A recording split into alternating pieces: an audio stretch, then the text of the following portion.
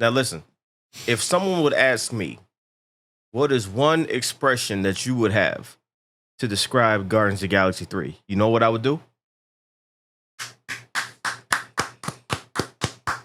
Nothing! Nothing! Nothing! Nothing!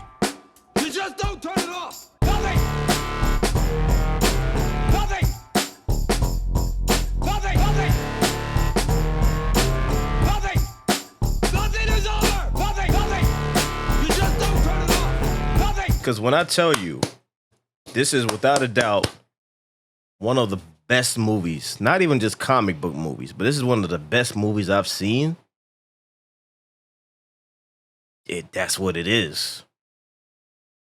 You know, there's some movies where you watch it and then you're on the fence about it, and when you're walking out of the theater, you're like, like, you know, how do I feel about this? And then you may grow to like it or may grow to like not like it or not like things about it. This is the movie where while you're watching it, you can't believe what you're watching. Walking out of the theater, you're like, God damn. And you can't stop talking about it. It's one of those movies. It's going to be hard doing the spoiler-free part, but I'm going to do my best. This is a movie where you just got to go see it. This right here is a statement. This is James Gunn saying, I got one more movie for y'all if I go to DC. Let me hit y'all with a gem. Let me end my run here on top. And that's what he does. That's what he does. Because this is a joint where you're watching, you're like, God damn, the director know what he's doing. There's no doubt in your mind. You're watching, he's like, yeah, this is a masterclass. Yeah, yep, okay, all right. I was like, when I'm watching the movie and I was like trying to relax, but I couldn't. Like, I had to sit up because I wanted to embrace all of it. Mm-hmm. I usually have a lot of words and shit. I ain't got it this time. It was fucking amazing. It was just a great movie. And this is one of those joints where I know that it's not going to be divisive online. It's not, because if you watch this shit, yeah, you're going to love it. And I'm not going to say like it. You're going to love it. Like, if you've seen Guardians 1 and 2, if you like these characters, if you like what they did with these characters, you're going to see this shit and be like, it's the best. This is the best. When it comes to Guardians, number one, everybody loves it. Number two, it's a little divisive between people. Some love it. Some don't really care for it. Yeah, some don't like it. This joint right here, Universal. Everybody. There's nothing you won't like about this. There's nothing. You can't nitpick nothing about it. It's just a great story about these characters that you spend a portion of your life with. Damn, yeah. And seeing what they go through and being told by a top 10 director like James Gunn, this dude right here, yo, he is, yo, and I'm gonna stay as spoiler free as I can right now, so I'm not gonna give particulars, but the villain in this movie, yo, and I hate to draw a comparison, but either you do it or I do it. This is what Kang was supposed to be. This is what he was supposed to be, because like you watch Ant-Man and you see Kang, it's like, okay, you know, he has potential to, you know, do it. He's not doing it right now. I see glimpses of it, but this joint right here, whenever he's on screen, you want to throw hands, because he's like, yo, like, you get mad.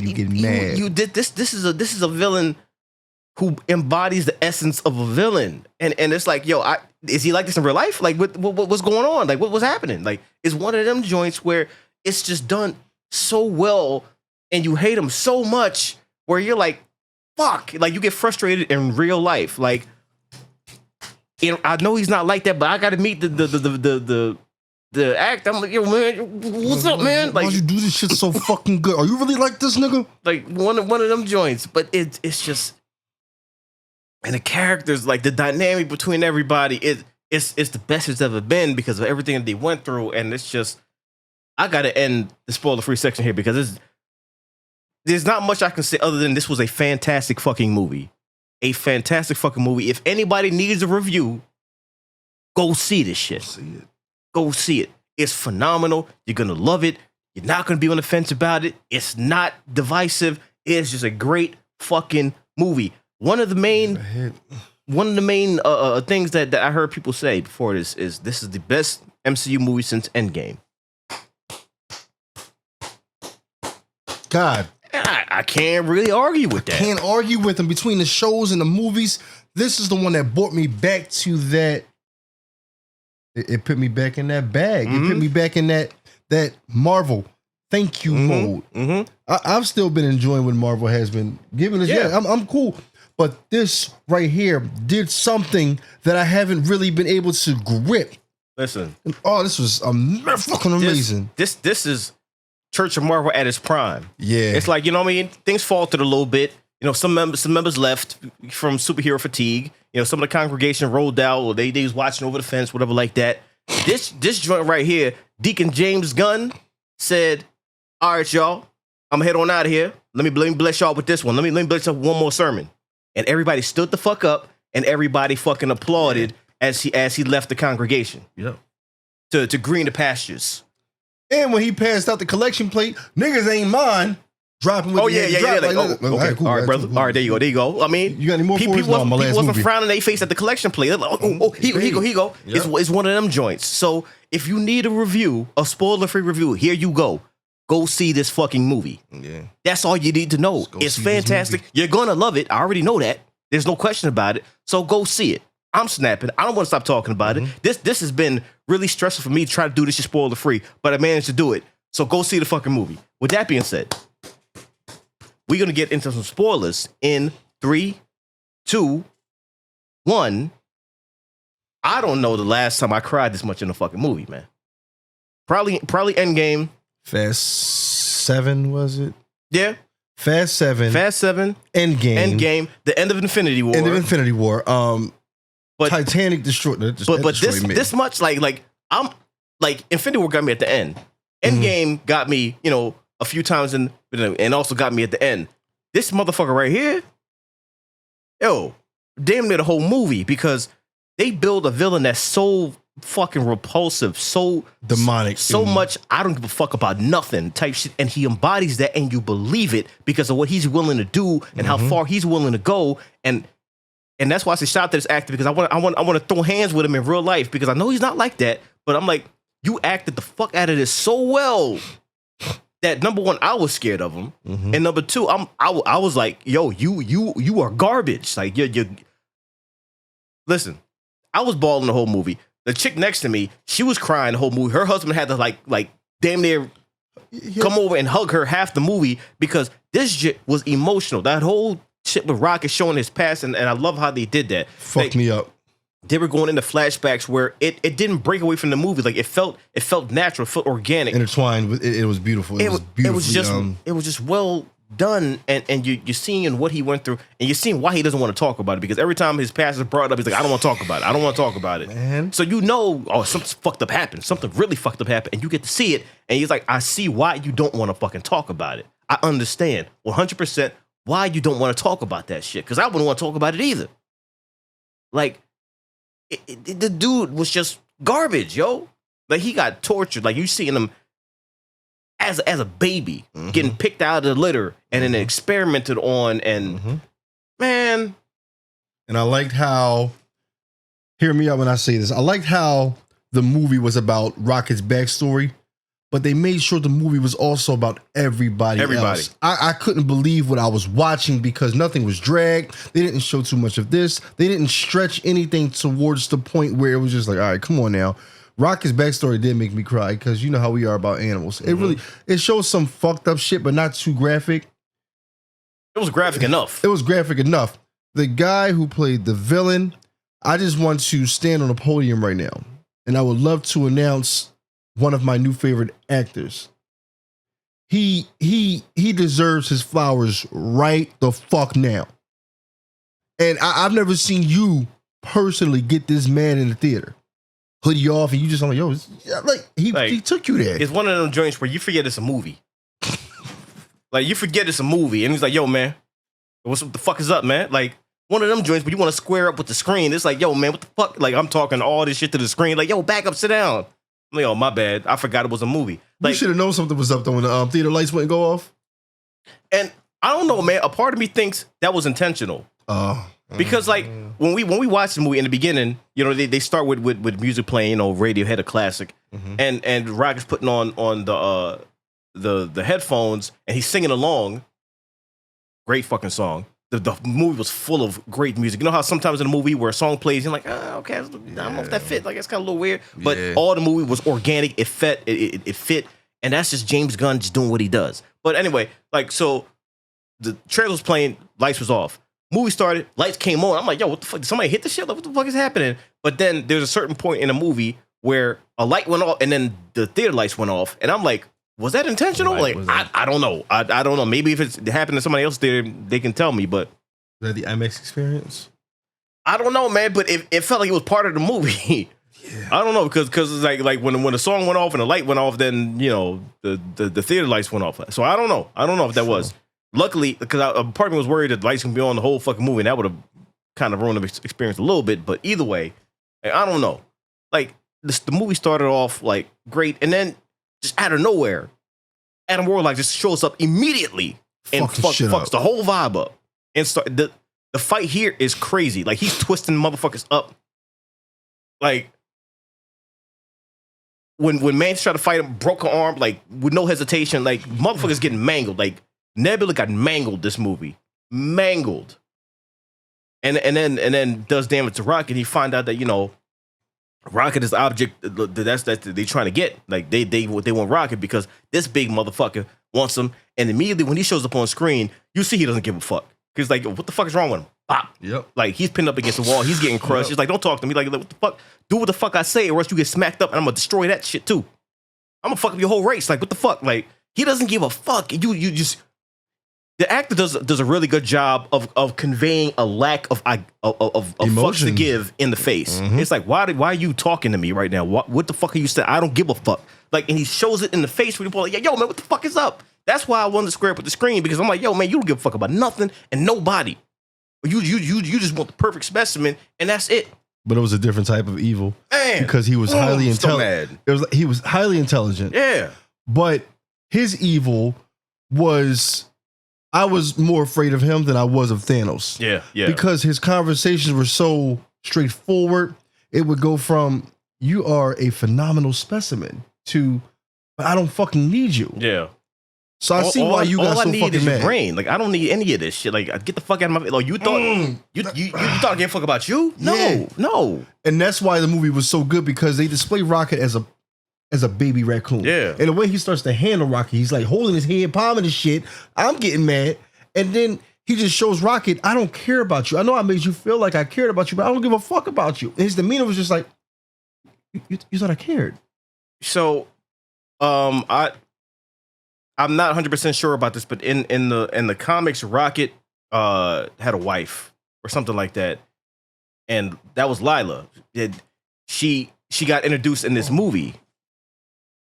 And it shows how he met her and his other friends. So he has like this group of friends. So this is the first group of friends he actually made, and it shows them bonding, which makes it hurt even more when they take the shit away. And it's like they're having beautiful moments where it doesn't feel cheesy at all. It feels like these kids found each other and finding common interests, and you know, they picking out names, and we're gonna go with the better. He's creating a better world for us, and they don't know.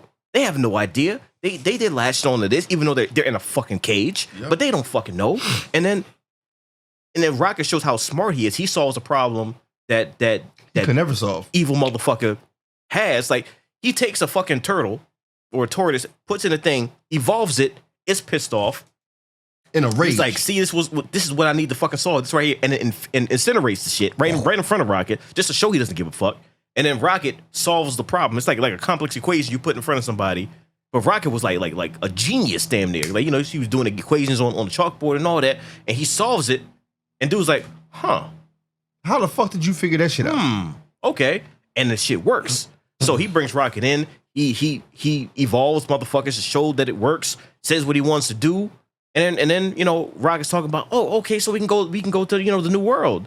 And then he gives this speech that made me get up again and go to the screen, because like the way he talks down to people, like, man, it's just, man, the way he talked to Rocket, like he knows how to talk to somebody like they're like gum on his shoe, like so beneath him and insignificant. He's like, you're a mistake. Your whole batch is a mistake. Mhm. Like, I need your brain, not you. You're not going nowhere. Yeah. And the way he says that shit, and you see the look on Rocket's face, like, it's like ultimate betrayal. And it's like, I felt betrayed too, even though I didn't fuck with the dude. But I'm like, you don't talk to him like that. What the fuck is wrong with you? Yeah. And then he said, like, you know, the motherfucker says, like, what do we do with the rest of them? He's like, burn them. I don't give a fuck. Like, I'm like, man. So then Rocket goes in, and I like how they show him like being kind of a klepto in the beginning, like as a baby. Like, that's something that stuck with him. Like, he's grabbing things, putting it in his vest and all that. Early. You know what I mean? Like that shit started when he was a kid. And once the reveal happens, he's like, oh, this he ain't shit. So, you know, he go ahead and he builds a replica of the key card. And then he gets out of there. But one of the main problems with superhero movies that I have a problem with, it's not really a problem, but is a smart villain. A smart villain will piss you the fuck off because he's so fucking effective. Like, this whole thing that he did, dude sitting there and yo, he shoots a shorty. Right immediately, like executes her. And it says, yeah, I kind of figure you'd do that. You know what I mean? Like, just like after he's trying to bust him out, he's trying to come up with a plan, and he offs her like immediately. So now he's pissed off. Then like the homies come in, his homies, and they're shooting shots, and he thinks they're trying to shoot him. He's trying to dodge the shit. You know what I mean? Shot his peoples.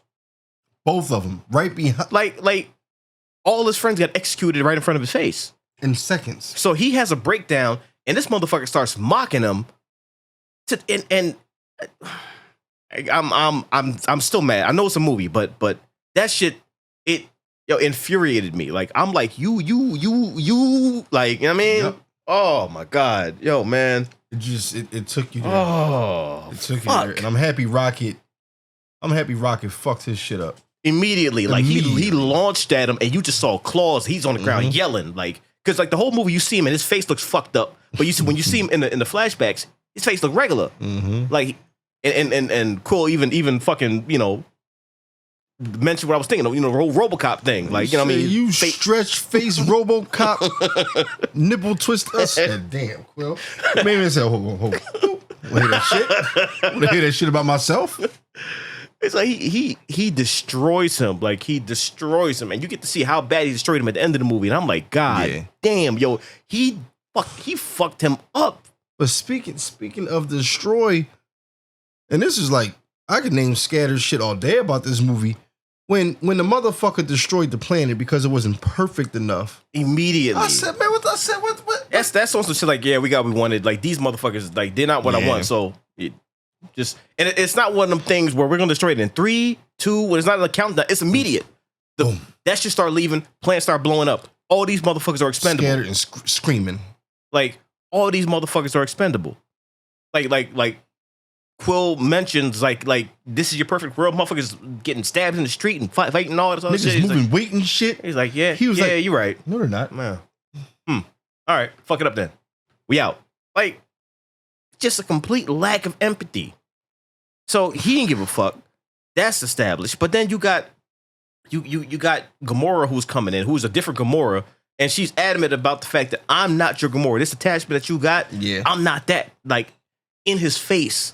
And I like how they deal with that shit, because, like, yeah, she's a different one. So for her to just fall into the shoes of the old Gamora, it would have been fake. It would have been too fake. It would have been too fucking fake. So the whole movie, she's struggling with this shit. Is like, I'm trying to get the fuck out of here. Like, I'm trying to go back to my situation with the Ravages and all that. Like, I don't want to be here. Yep. Like, only reason I came here was for money, and she gets roped up into that shit and no way to leave.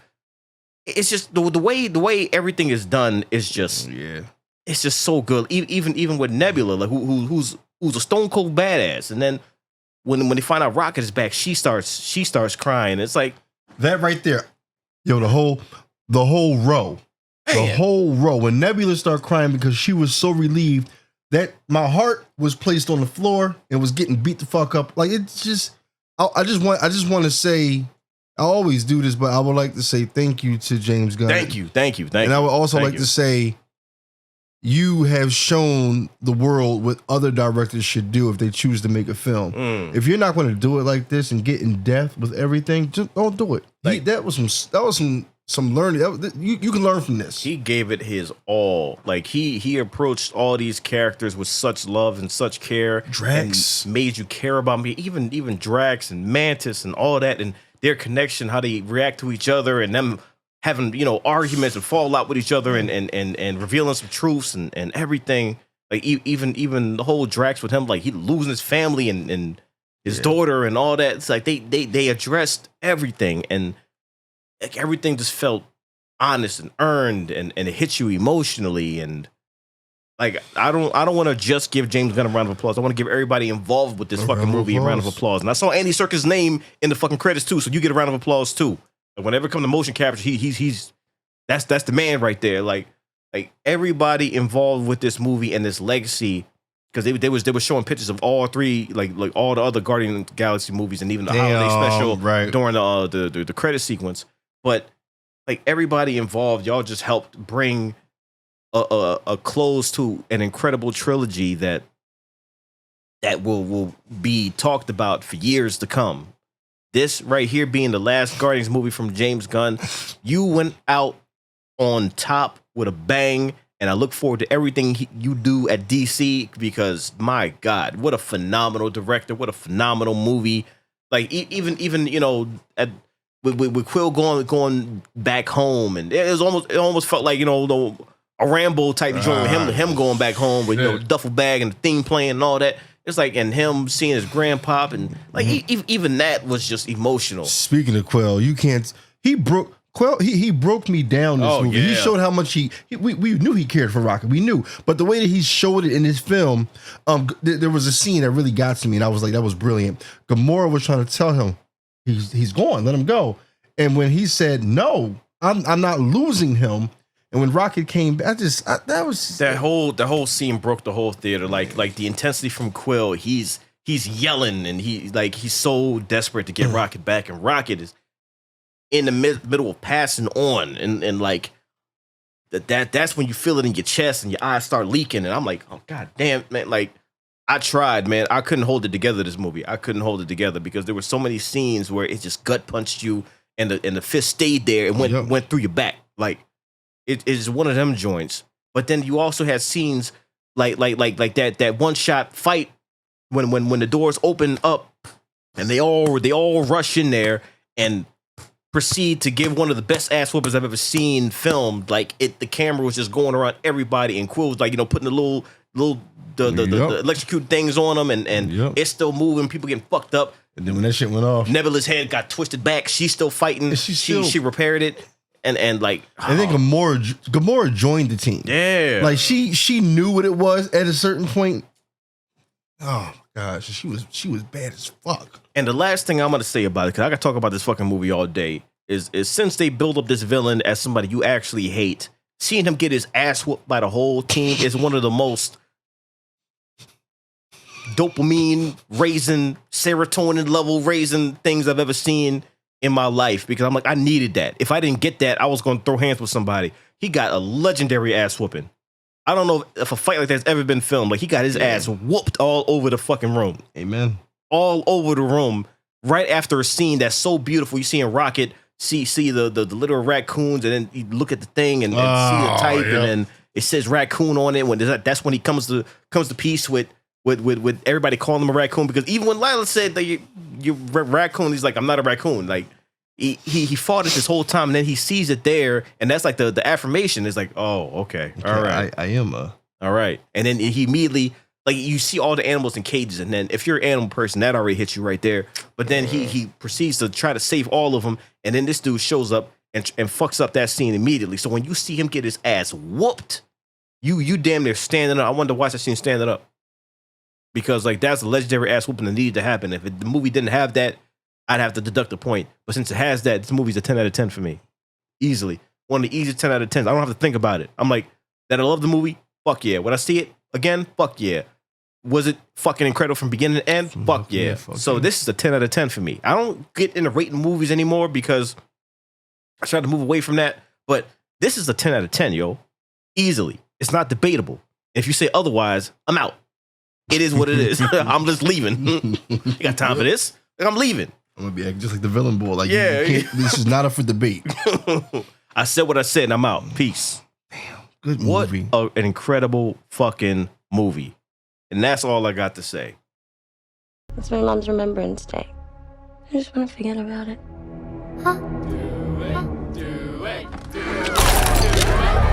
Ooh. Who's up? I'll do it.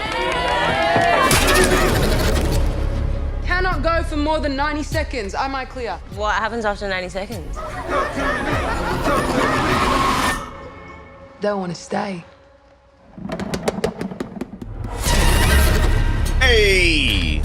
I know that. Light the candle to open the door. Blow it out to close it.